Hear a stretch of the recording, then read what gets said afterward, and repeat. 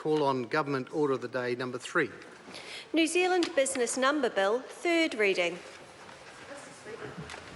I call the Honourable Judith Collins. Mr Speaker, I move that the New Zealand Business Number Bill be now read a third time. It gives me great satisfaction to support this legislation at the third reading. The New Zealand Business Number is an important part of Result 9 of the Government's Better Public Services Programme, which aims to reform the public sector to provide high-quality, flexible and cost-effective public services in New Zealand.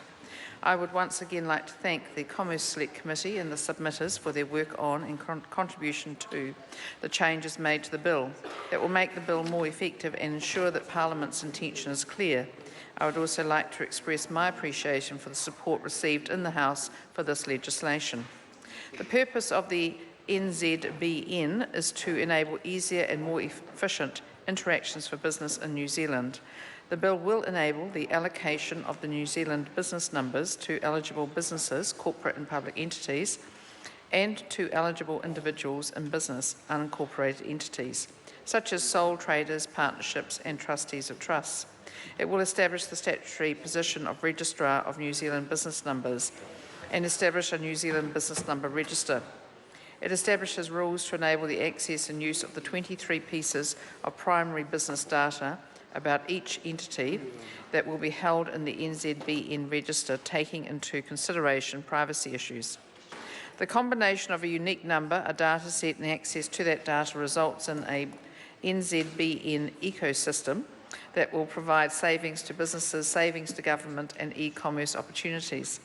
Early adopters in the private sector are already finding uses for the NZBN in areas such as export documentation and invoicing.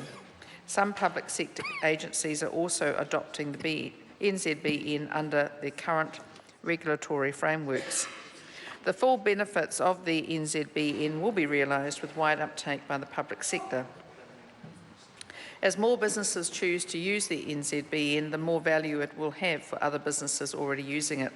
Similarly, a whole-of-government approach to using this number is also important. I would like to assure the business community members that there is a plan to implement this legislation.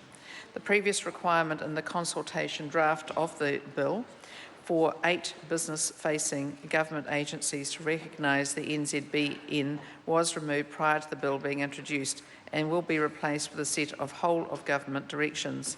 Whole-of-government directions provide more flexibility to be able to adapt to a rapidly changing environment and will also provide agencies with more detailed implementation instructions.